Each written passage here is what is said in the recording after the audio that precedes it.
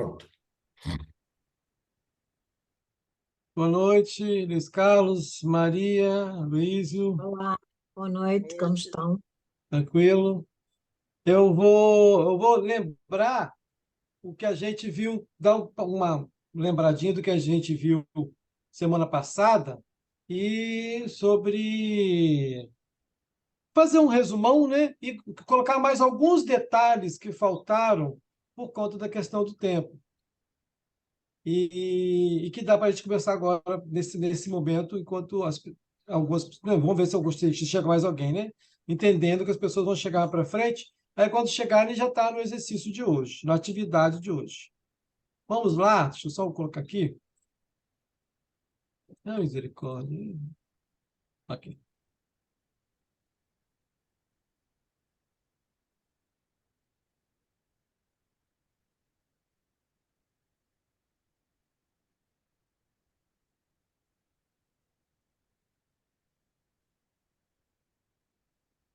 Quando a gente falou semana passada, está chegando gente, Luiz Carlos, tá aí, né? Semana passada a gente trouxe, retrasada, né? A gente trouxe aí dois poemas. E aí eu quero iniciar lembrando sobre a apreciação. Essa frase aí não é de ninguém, é só uma observação minha, a frase minha, que é a percepção que eu tenho. A apreciação de um poema é um ato estético e filosófico. Depois eu gostaria de ver se vocês concordam, né? Que isso aí é uma percepção minha e que eu entendo que seja quando alguém lê um poema e tenta refletir a partir daquele poema. Então, não é ler o poema, é apreciar o poema. Assim como a gente aprecia uma música, né? Aprecia uma obra de arte, apreciar uma música é o quê? À medida que você está ouvindo aquela música, você está percebendo a mensagem, lendo as notas musicais, o ritmo. Ao ouvir uma orquestra filarmônica, perceber o som do piano, separar o som do piano do violino, como é que eles dialogam, né? Quando vocês virem um quadro, qual a mensagem daquele quadro? É algo objetivo, é uma paisagem, é algo subjetivo? O que pode estar querendo dizer? Essa que é a apreciação. Então, vamos entender o que seria um ato estético, né? Como assim um ato estético? Então, vamos entender o que é estética.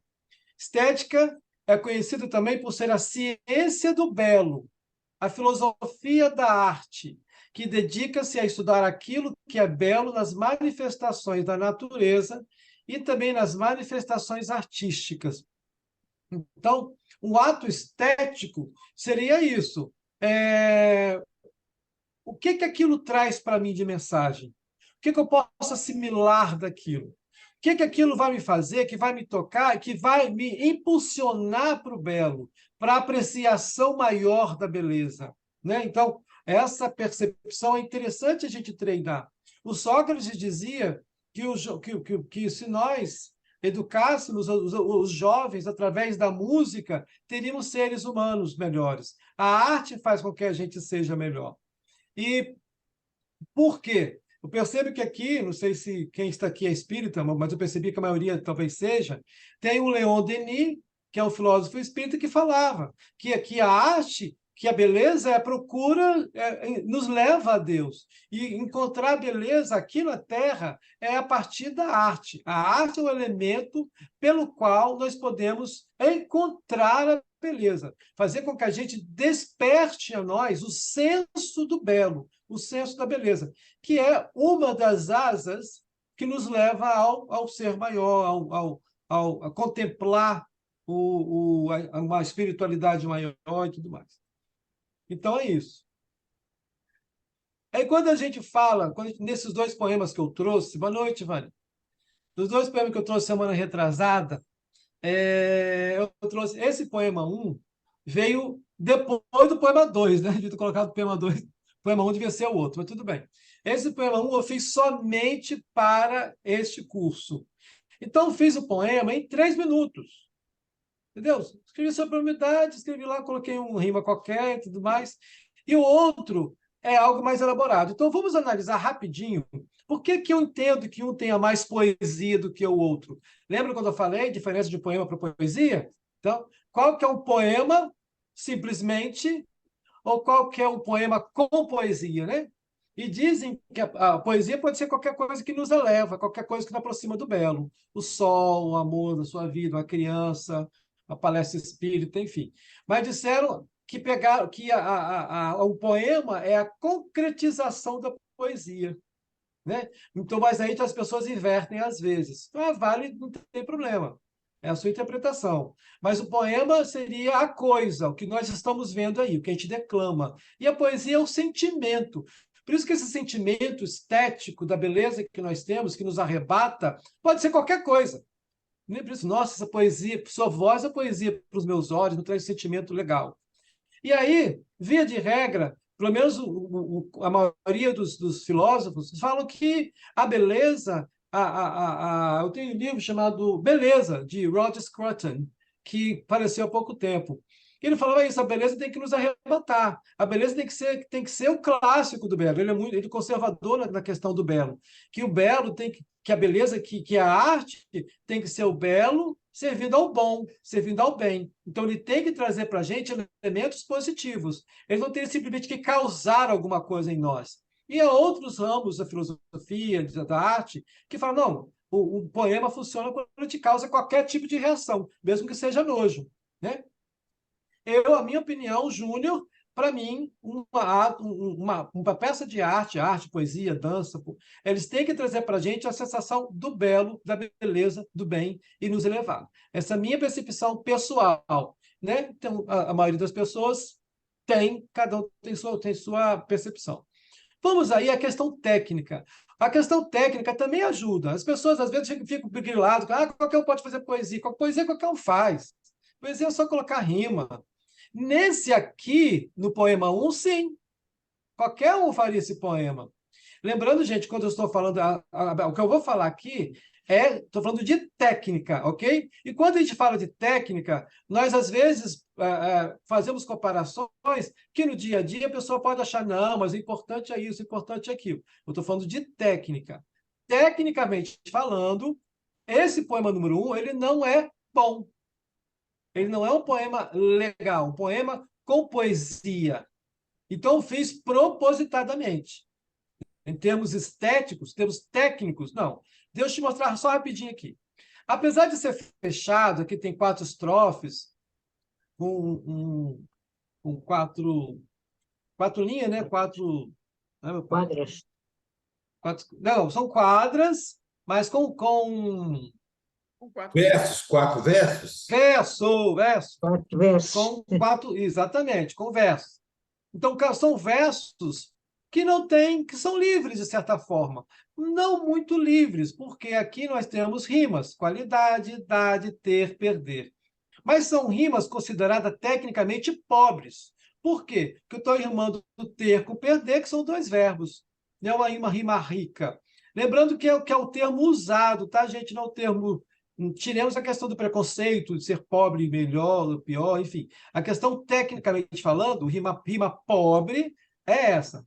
Não significa rima ruim. É um termo que usaram, que está usado até hoje.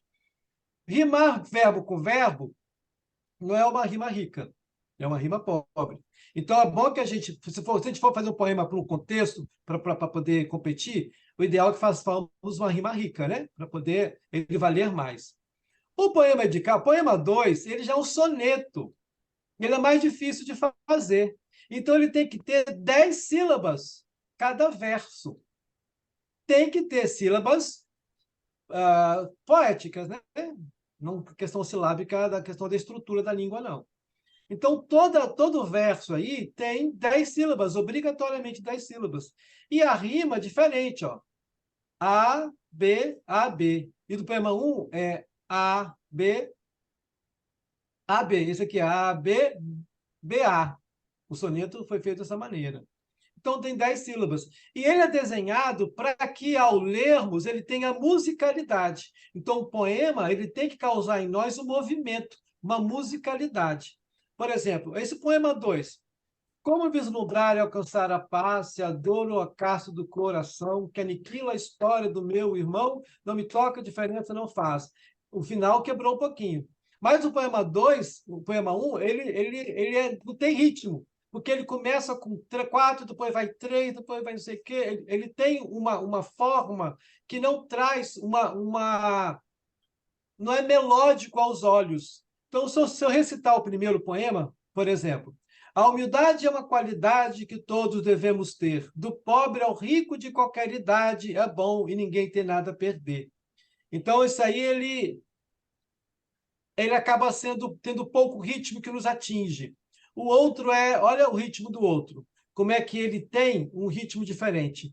Como vislumbrar e alcançar a paz se a dor ou cárcere do coração que aniquila a história do meu irmão não me toca, diferença não faz. Então ele traz para a gente uma musicalidade natural por ele ter cada verso ter 10 sílabas. Então, aí ele tem que ter o começo, desenvolvimento e o fim. Esse aqui ele tem tudo isso. Esse aqui já não tem tanto assim. Então, o primeiro poema é o poema sem muita técnica, sem preocupação técnica. Ele é livre, apesar das rimas, e as rimas sejam consideradas pobres. E o outro é um poema com técnica. É um soneto pensado. São 10 sílabas, tem 4, 4, 3, 3, não é isso? E é um poema, e ele tem que trazer não somente isso. É mais complicado você colocar uma mensagem dentro de algo fechado. Quando o Tante está fazendo o soneto, e a mensagem não foi dada, a gente tem que desfazer todo o verso, toda a quadra, toda a estrofe, refazer tudinho, porque uma palavra não deu certo. E aquela palavra tem que ser proparoxítona, tem que significar isso, e não conseguir, tira tudo, volta. Então, existe uma técnica, mas essa técnica tem que ter efeito estético, senão fica simplesmente técnica. Só um poema, não fica uma poesia. Tá claro? E uma outra coisa também que a gente pode falar é sobre a mensagem. Qual que está mais objetivo, que vai direto ao tema? Poema 1 ou poema 2? 2, né? Você olha, entende tudo de cara. Tem que escolher, não pode falar os dois, nem o do... Hã? Você olha, você lê o poema, está tudo simples, está tudo dado para você É chegar. um tá rápido. Ó. Humildade é Um é a mais primeira direto. palavra. O 2 também é humildade, tá? Mas olha qual a Mas diferença. mais elaborado. Por que o 2 está mais direto? O que te faz ali, que te faz ter certeza, ô Luiz, que está tudo certinho, qualquer um entenderia? Eu vejo aqui que ele já fala aqui, ó, por exemplo, paz, coração, irmão. Ele assim, me tocou muito mais. Não é que eu não de tocar, não. Estou dizendo objetivo, que você olha, qualquer um entende e sabe. Eu acho Você que acha qualquer um. o primeiro ele já mostra, né? Mas o Não, mas segundo tudo bem, também os você caras acham vai o elaborar. segundo. Maria acha um e Vânia, você pode falar? Ou escrever? O um é mais O um. objetivo. Isso, o Luiz Carlos acha o dois, isso é aquela coisa. Não é erro errado, não. É a nossa percepção. A minha percepção também é que o um é mais direto. Ele está ali, qualquer um lê, qualquer um entende. Humildade é uma qualidade que todos devemos ter. Tá tranquilo. O outro já não é tão objetivo. Ele nos traz isso. Alguém tem muita capacidade de abstrair, talvez eu não entenda. Como assim barreira soberba? O que é revelar arrogância e aberração? Devora o corpo que putrefaz. Como assim que devora o corpo? O que vai comer o corpo? Então, está literal, entendeu? O que é fascinar a alma? O que é varrer a soberba? Então, traz elementos estéticos, técnicos da língua que faz com que a gente tente pensar mais, ele atrai mais para a gente nosso olhar. Talvez isso que o Luiz Carlos, né, quis dizer. A Mais gente olha... filosofia, Hã? certo? Foi isso mesmo que O poema 2 tem mais filosofia. Filosofia. Então, o poema 2 não faz sentido. Mas, em termos práticos, em termos de você entender cada palavra, vir tudo mastigadinho, é um. Porque está tudo claro para a gente. Não tem figura de Ok. linguagem. não é isso? Burile-me, fascina a alma. Isso é figura de linguagem.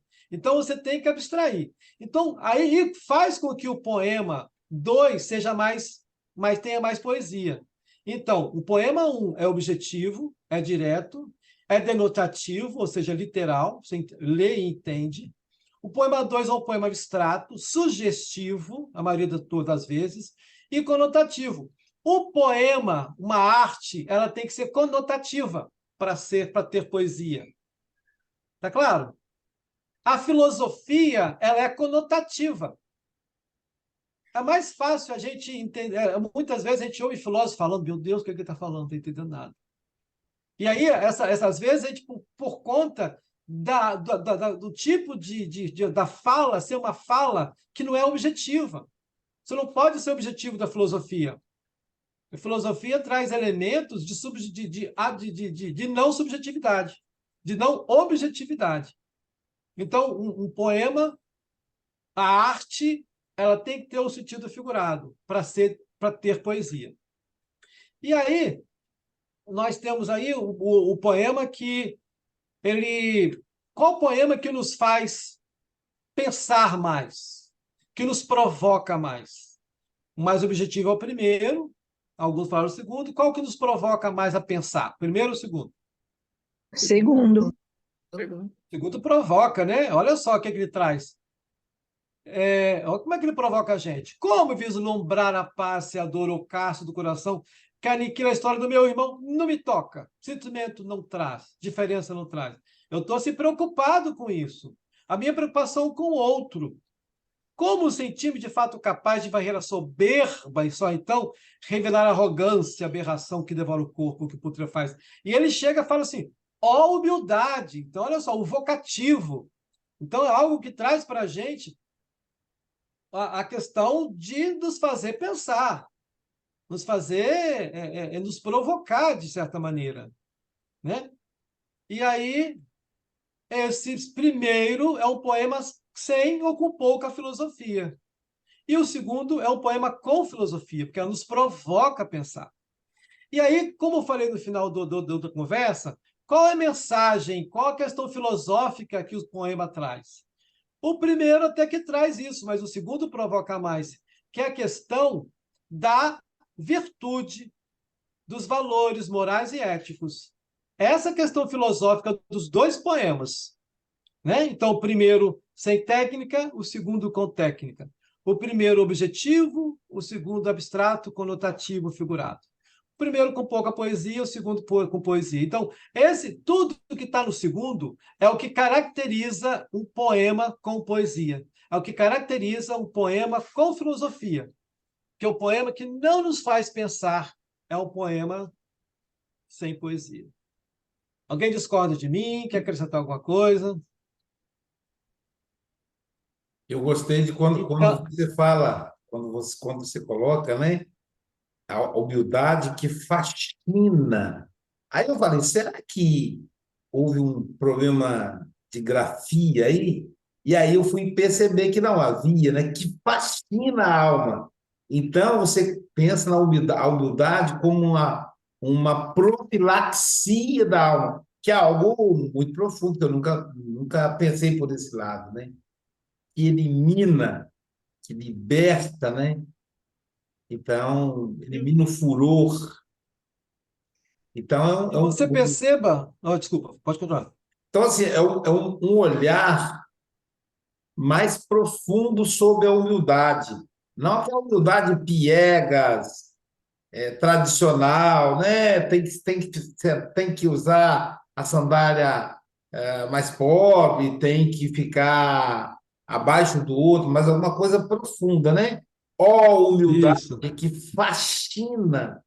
Eu achei sensacional esse fascinar a alma, né? A alma suja da arrogância, do orgulho. Então, fascinar. Isso eu achei assim bem interessante.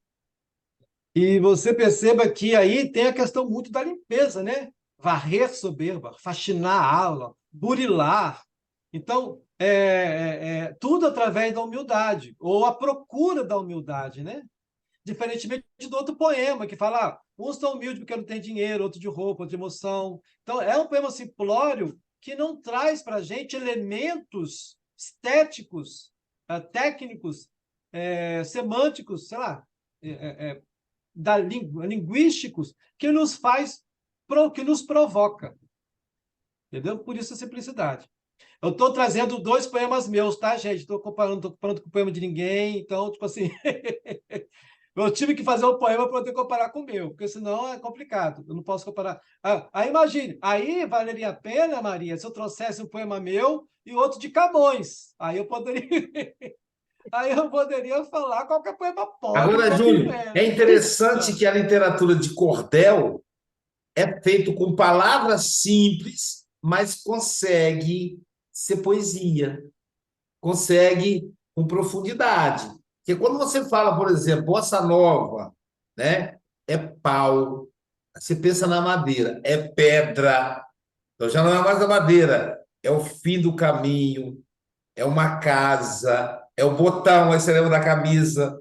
Vai te botando para pensar um monte de coisa ao mesmo tempo, mas é uma música mais elaborada. Ou então Sócrates trouxe certa feita o Djavan, né?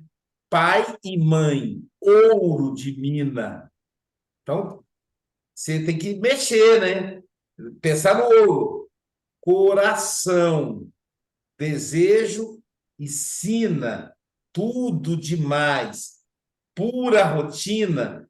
Então, é sensacional isso, porque você, peraí, pai e mãe ouro, coração é amor, né? É forte.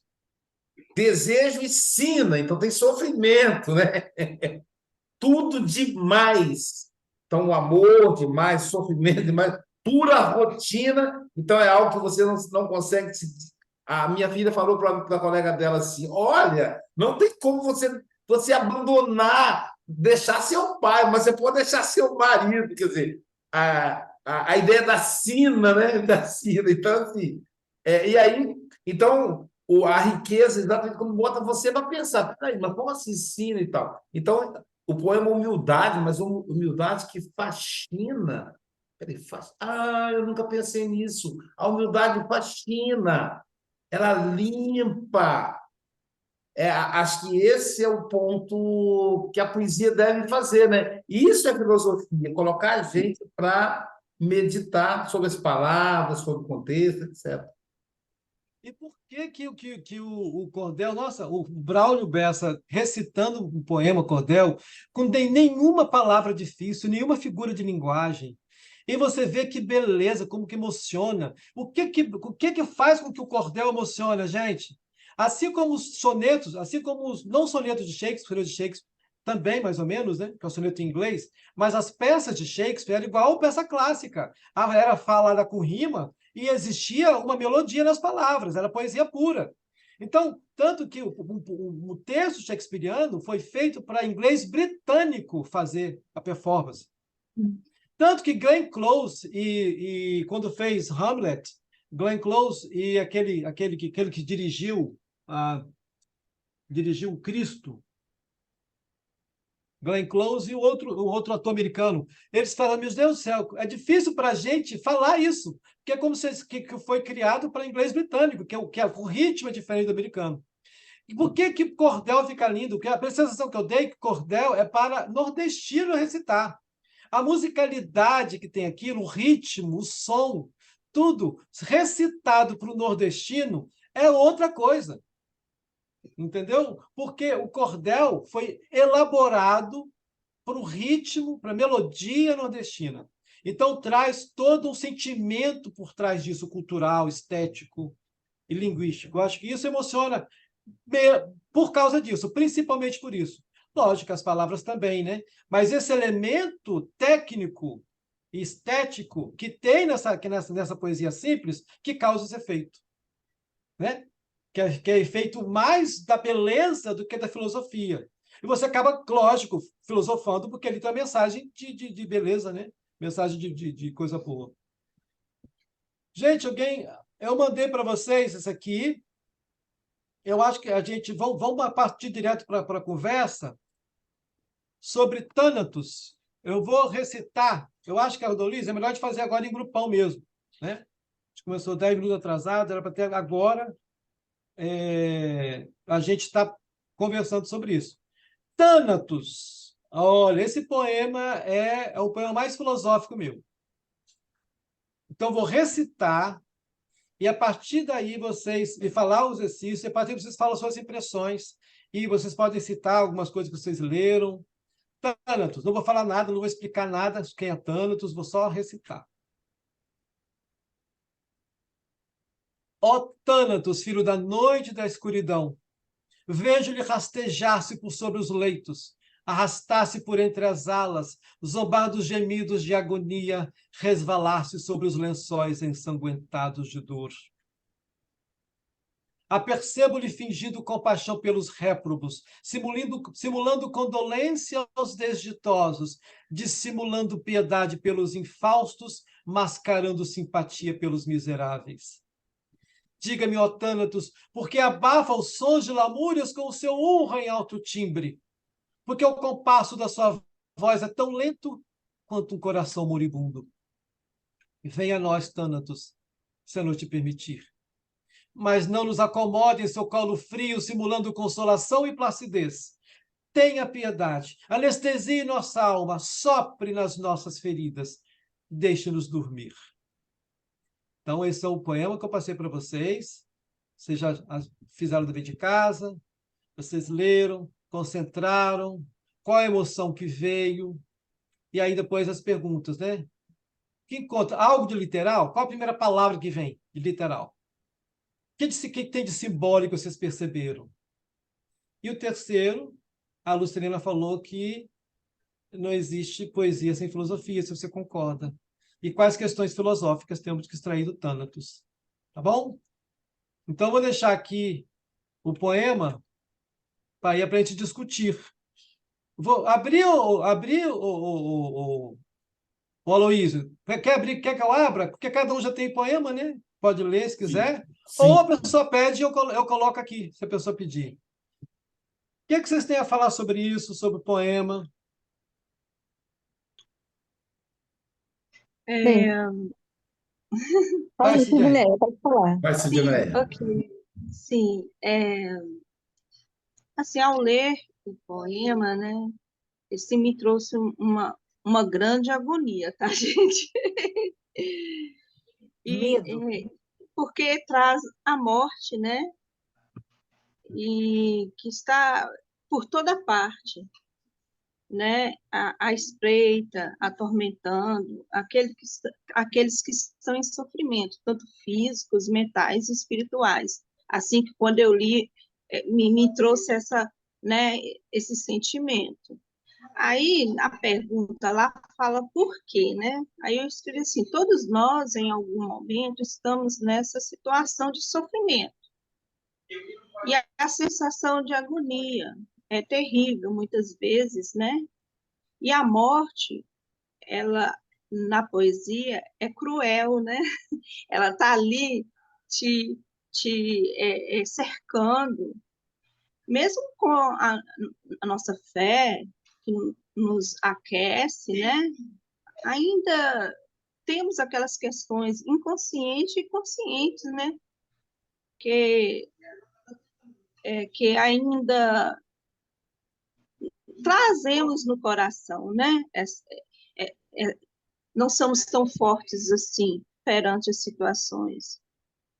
E Ok. por que não? Tudo aquilo que herdamos de Deus, né? Muitas vezes a gente ainda não enxergamos completamente a verdade, pois temos ainda tantas, eu acho que correntes, né? Ainda nas nossas mentes, no nosso caminhar, né? Mas a gente vai com cada dia um passo por cada vez, né? Nos Mas olha só, desacorrentando. sobre o isso. tema. Isso, então o tema é morte. E isso Sim, te causou incômodo, não é isso? sim, E porque o isso, poema mostra a morte seca, né? isso, Um momento de que a morte está presente em todo o poema. Ótimo, não vou falar sim. muito não para não entregar. Vai lá, É a o próxima tema, né? pessoa. O tema é a morte, É, né? E a morte sempre causa incômodo, né?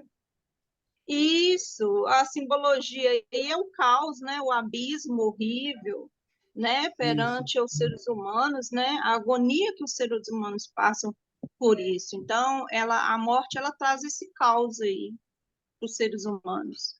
E é uma das, Assim, quando eu li, eu entendi assim, não, Tá. me veio isso, e é me uma das veio. bases da filosofia, né, Sidneia? Porque a filosofia Sim, a base dela é quem sou,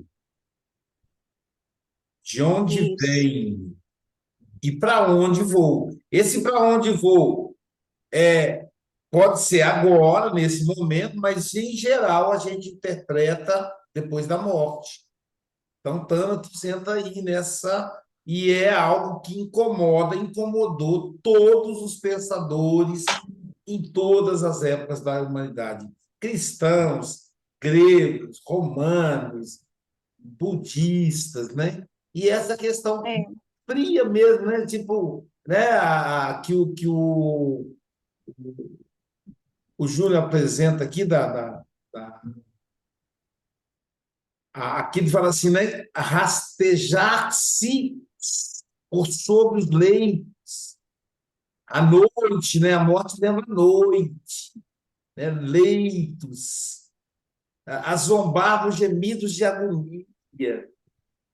Então, a pessoa está agonizante ali e a morte leva, apesar da agonia. Né? Então, é bem forte, assim, né? É bem forte.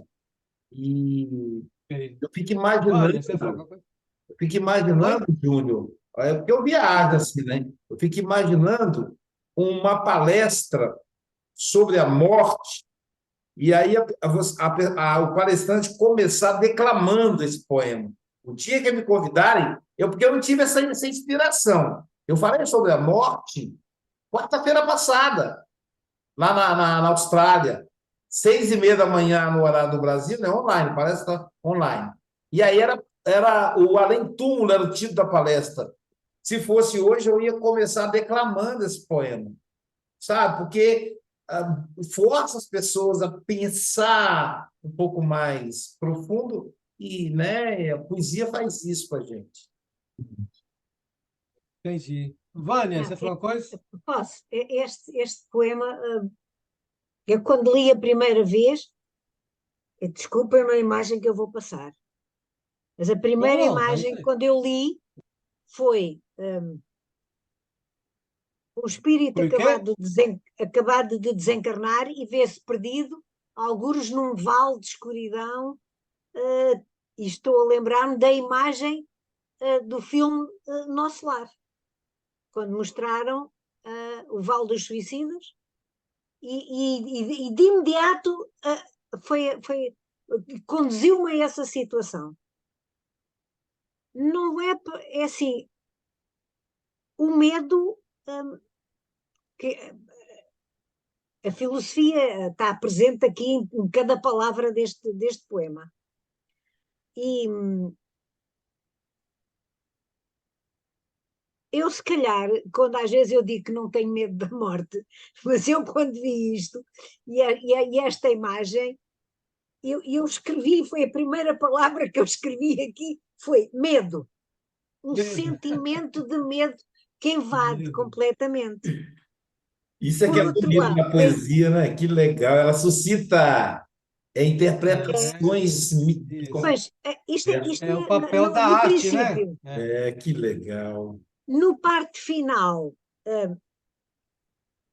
isto é um hino, uma súplica ah, aos mentores, uma súplica a alguém, livra-me disto, tira-me daqui, livra-me disto, tenha Você imaginou, piedade, tenha Maria, piedade, anestesia a minha alma para que eu não sinta este horror, este medo, para que eu não veja isto.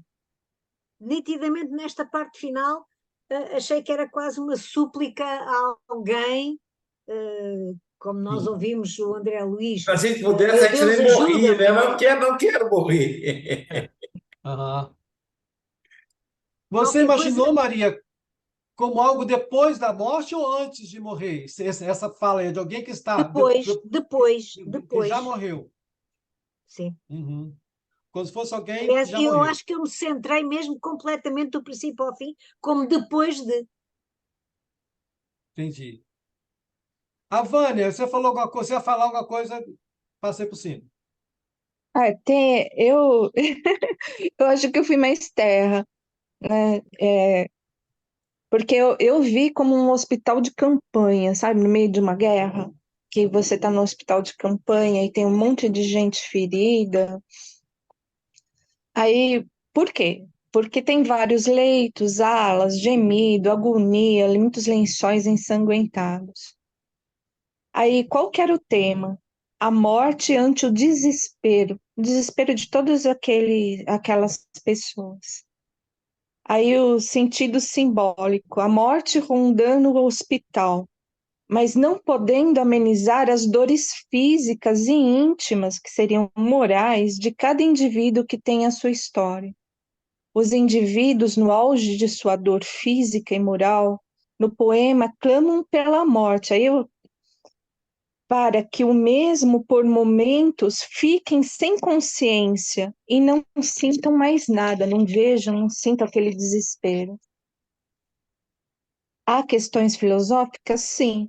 E quais seriam? Aí, no meu ver, a morte pode ser solução que julgamos insuportáveis, sejam físicas ou morais. Quantos de nós, em momentos que julgamos de dor insuportável, em momento de loucura, de falta de entendimento, pensamos na morte? A morte resolve a dor absurda que o ser pode sentir por determinado tempo? A dor é um desafio para a nossa sobrevivência, para a nossa lucidez? Quando a morte pode incentivar a vida? Aí eu fiz tudo isso também porque eu lembrei da história do meu pai, né? O meu pai sofreu um acidente antes de casar com a minha mãe, perdeu o lado esquerdo das costelas, e ele me disse que chegou um momento que ele, depois da operação, sentiu muita dor e pediu para o médico, né? Ó, me dá mais anestesia, que na época era a base de morfina. E o médico falou que não, porque se desse para ele, ele poderia morrer do coração. Aí o meu pai parou de reclamar, sentiu a dor e optou pela vida. Tanto que eu tô aqui, porque depois de tudo isso que aconteceu, eu nasci. Então, assim, por isso que eu coloquei, né? Quanto que a dor nos faz optar pela vida, né? Foi o que Ah, me veio à cabeça pelo que eu me veio na conheço, cabeça. né? Ok, muito obrigado. Mais alguém quer falar mais alguma coisa? E hoje a gente ainda pode bater o papo a partir do que vocês falaram. Quer acrescentar alguma coisa, Luiz? Eu vi aqui, Quero assim, sobre... que eu li até o livro, né, vi as outras considerações, é assim, uma dor, mas uma dor moral. Quando você fica numa agonia, aí você quer acabar com aquela situação, você começa a ver aquelas coisas, né? Eu acompanhei também pessoas em estado terminal, e a gente vê essa. Então, eu vi muito assim, a dor, né? E o lado que eu vi, assim, que igual colocou sobre filosofia, é uma coisa que eu queria até colocar, que assim, a filosofia ela começa a te ver. Você às vezes vê uma música e você escuta, você não. Elas às vezes são alegres e tal, e a partir do momento que você começa a filosofar, você começa a ver. Você fala assim, ah, mas aquela pessoa fez essa. Porque você olha com o outro lado, você olha para o coração. E aí você começa a ver. Eu, na verdade, sou muito emotivo, não tenho, eu não gosto de falar muito, não, porque. Tá certo, que lindo. É isso mesmo, tem que provocar isso, né, Júlio? A arte tem que provocar emoção mesmo.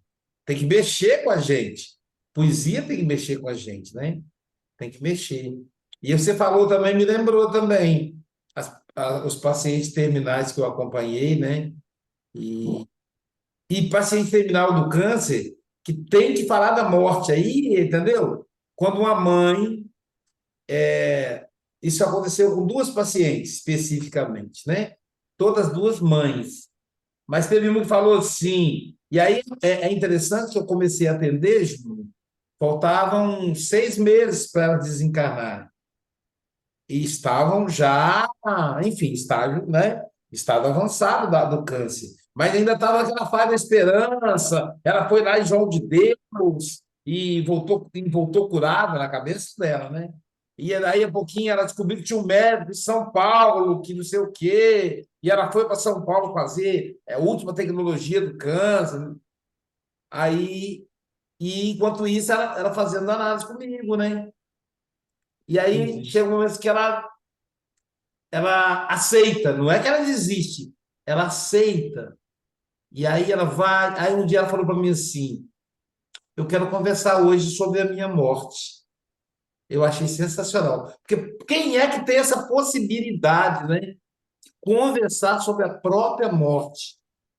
Eu disse: então vamos conversar. Aí ela falou: eu tenho medo do meu filho. Meu filho só tem 4 anos de idade, Aloysio. Quem vai cuidar dele? A mãe, né? A outra mãe também tocou esse assunto também. E aí eu falei, pai dele. Mas o pai dele é meio menino, né? A mulher, ela, o homem não tem muito traquejo, não, mas uma criança pequenininha, né? O pai dele ainda é meio menino, meio meninão. Eu sei que ele ama o filho, que ele cuida, mas aí eu falei, pois é, na verdade você gostaria de continuar, né? Aí ela chora, eu gostaria. Eu disse, mas quem é que te deu ele? Aí eu tive que apelar para o lado da religiosidade dela, né? De quem é que te deu o filho? Ela disse, foi Deus. Então ele é o pai primeiro. É. E ele também vai morrer? Não. Então, ele sabe o que está fazendo. E você? Para onde você vai quando você morrer? Ah, Luiz, eu sou espírita, eu sei. Não, mas você vai poder estar perto do seu filho. Então, assim, a gente pode conversar, sabe? Sobre o que ela sentia. Foi muito interessante. E a outro caso também é a mesma coisa. A outra tinha 2 filhos. E quando essa foi a última sessão dela. Foi a última sessão. Quando chegou na semana seguinte, a sessão dela acontecia na quarta, né? Ela desencarnou na terça. Foi a última sessão Na dela. terça seguinte, né? É na terça seguinte. A outra, mesma coisa também. A outra era 2 filhos pequenos. Mas assim, Entendi. mas o que eu acho sensacional é elas terem a coragem de falar: eu quero conversar sobre a minha morte, se render, né? Ao Thanatos, que é tão eficiente, tão competente, né? Você tem que se render, você pode, se você quiser, mas ele, quando ele chega, né? Ele manda mesmo. E aí termina no final lá, né? Ele me deixa nesse sono, como é que é o final? Deixe-me dormir, né? Me deixa dormir. Exatamente. Aqui no finalzinho, Aloysio, né? como é que você está de Tenha tempo? Desculpa piedade, interromper. anestesia a nossa alma, deixe-nos dormir, né? Então, e esse dormir aí, talvez seja no sentido de, pode ser dormir, Descansar, enfim, de não pensar mais descansar, nisso, não sei. né? Mas o que você ia perguntar? Como é que está a questão do tempo? Que faltam 6 minutos. Vai ser exatamente como ontem, como aquele dia, ou pode ultrapassar um pouquinho, se as pessoas. Por Acho que que pode cinco passar um minutinhos pouquinho, lá? não pode, gente? Aí a gente entra um pouquinho atrasado Pode. lá na outra lá. Eu abro lá com o celular e a gente entra lá um pouquinho atrasado. Eu aviso o pessoal lá que a gente está continuando aqui. Vai ser qualquer coisa, se atrasar. É o seguinte, é, tá ótimo, é isso mesmo. Quando a gente não existe uma mensagem, quando alguém escreve um poema, existe lá, naturalmente, o que se o autor explica, ele vai falar objetivamente o que ele estava sentindo. Mas quando a mensagem é passada para o público, é publicada, é o que a pessoa quiser sentir. O que a pessoa se emocionar é válido. Não existe certo ou errado. Se eu publiquei, agora já era, Júnior. Não é mais pensamento seu. Eu joguei a arte, e a arte é de quem quiser interpretá-la. Então, o que quer que vocês tenham percebido é a sua realidade, é o correto. Agora eu vou falar o que eu pensei quando estava fazendo isso aí. Quem é Thanatos? Pode ser Thanatos, Thanatos, né? Escrever de várias formas. Thanatos é o deus da morte, na mitologia grega, deus da morte. Ele é irmão gêmeos de Hipnos, que é o deus do sono. O Hipnos é o pai de Morfeu, que é o deus do sonho, né? Mas nós estamos só lá entre o Thanatos e o Hipnos. Olha o final, Aloysio, deixe-me dormir, né? A gente tem o Thanatos, que é o deus da morte, o Hipnos, que é o deus do sono. Os dois são filhos de Nix, que é a deusa da noite, e Erebus, que é o deus da escuridão. Como é que o poema começa? Ó Thanatos, filho da noite e da escuridão. Então, eu não precisei falar o nome do deus ou da deusa, mas eu disse que era filho da noite e da escuridão. E aí vai da gente o conhecimento também, um repertório. Quando você tem um repertório de leitura, muitas vezes, do que seria... Ninguém tem obrigação de saber isso. Do que seria a mitologia grega, quem é Tânatos, quem é Hipnos, começa a ver ali elementos para tirar a interpretação. E vocês sabem que a maioria dos filósofos pré-socráticos, eles tinham um pensamento pela arte. A interpretação é pela arte, pela poesia. Eu lembro que eu falo assim, gente, como é que eu não consigo entender Nietzsche? Eu leio, eu não consigo entender Nietzsche, não sei entender Nietzsche. Eu lembro que a Viviane Mosé falou o seguinte, por que as pessoas não entendem Nietzsche? Porque Nietzsche pensa pré-socraticamente. Ele pensa de uma maneira que não é o nosso pensamento, que não vibra com o nosso pensamento. Por isso que a gente não entende. O pensamento do Nietzsche é pré-socrático. Então, vocês têm que conhecer qual que seria a filosofia pré-socrática, que o Nietzsche estudava muito, para poder entender o pensamento de Nietzsche. Então, aí tem elementos que nos traz aí a interpretação do poema. Thanatos, o deus da morte. E aí eu começo a falar sobre o que vocês pensaram, que tem muito a ver com o que eu coloquei. Então, quando eu começo a colocar Thanatos, aí é o que a Vânia falou. Como é que quem tem meu livro vai ver isso? Eu coloquei lá. Eu estava no hospital com meu pai. Ele estava lá amarradinho na cama, na maca. Ele estava amarrado porque ele estava em processo de desencarne, não tinha volta. Estava no paliativo, né? Não tinha volta. E ele já estava morrendo. Ele estava tendo isso, o corpo dele estava tendo aqueles espasmos que o corpo tem. Então, o papai teve que ficar amarradinho, bem amarradinho, porque ele estava dando aqueles espasmos do corpo. Ele estava em processo de desencarnação. Eu não tinha nada a fazer com o meu pai, a não ser ficar lá paradinho esperando. A morte da minha mãe me causou muita dor. O poema da minha mãe é um poema doído. É um poema com frases curtas. Não tem quando a pessoa está soluçando, só consegue falar frase curta por causa do soluço. É um poema curto de frases curtas. É um poema de muita dor. O poema do meu pai, nós já estava no processo dele desencarne, ficou dodói muito tempo. A minha dor foi diluída. E nesse momento eu filosofei sobre a morte. Eu filosofei sobre a morte. Então, o papai ele me permitiu, dada a situação, de não chorar. Eu fiz isso, lógico, com muita tristeza, com muita dor. Mas eu estava ali filosofando sobre a morte. Por que meu pai está sofrendo tanto? Por que esses homens aqui estão sofrendo tanto? Olha o que a Vânia falou. Eles estão amarrados, estão sentindo cheiro de sangue. E aí, o que eu fiz? Aí com a Maria está claro. A sensação da Maria e do Luiz é de dor. Aqui não tem alívio. Aqui é a dor da morte. Esse poema só tem dor. Então, esse poema trouxe para mim, é o que eu senti, mas a pura filosofia sobre a morte. Por que sofrer? Olha o que ele fala. A morte está rastejando entre os leitos. Olha o que é rastejar, arrastar, zombar. É algo que você caracteriza algo muito negativo. E aí depois o eu poético, né? Que seria o eu mesmo, o Júnior, pensando. E aí falando sobre a morte. E continua sobre a morte. a maldade que a morte está fazendo, né? O Thanatos, naquele momento, está fazendo. Aí até a hora que eu desabafo. Poxa, Thanatos, por que abafa o som das lamúrias com seu urro em alto timbre? Ou seja, a morte estava gritando naquele momento. Era muita dor, era muito sofrimento. E aí, no final, eu apelo para a metáfora do sono, porque o Thanatos é irmão de Hipnos, que é o deus do sono.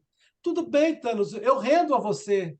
Eu rendo entregar o meu pai a você. Venha até nós, se a noite permitir. Mas não nos acomode no seu colo frio, simulando consolação e placidez. Eu só sinto dor.